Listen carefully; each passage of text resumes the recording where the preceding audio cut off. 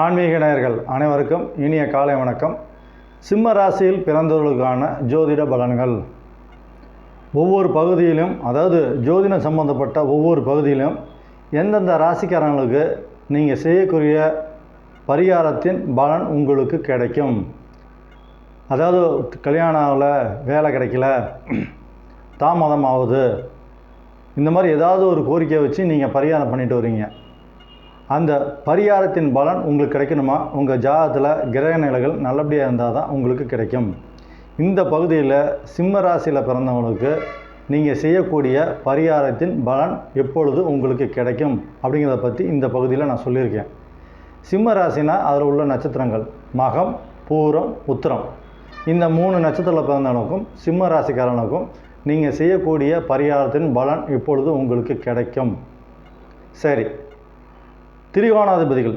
சிம்ம ராசியை பொறுத்த வரைக்கும் 5ஆம் வீட்டு அதிபதியாக வரக்கூடியவர் குரு பகவான். 4க்கும் 9க்கும் அதிபதியாக வரக்கூடியவர் செவ்வாய் பகவான்.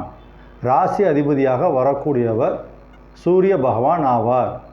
இந்த 3 கிரகங்களும் நீங்கள் பிறக்கும்போது நல்ல நிலைமையில் இருக்க வேண்டும். இப்படி 3 கிரகங்களும் நல்ல நிலைமையில் இருந்து இந்த கிரகங்களோட தசா புத்தி அந்தரங்கம் உங்களுக்கு எப்போ வருதோ அப்போது நீங்கள் செய்யக்கூடிய பரிகாரத்தின் பலன் உங்களுக்கு பலிக்கும். ஒரு கிரகம் சரியில்லைன்னா அப்போ தான் நீங்கள் பரிகாரம் செய்யக்கூடிய நிலைமை உங்களுக்கு வரும். எந்த கிரகம் நல்லா இருக்குதோ அந்த கிரகத்தோட தசா புத்தி அந்தரங்கம் நடைபெறும் பொழுது நீங்கள் செய்யக்கூடிய பரிகாரத்தின் பலன் உங்களுக்கு கிடைக்கும்.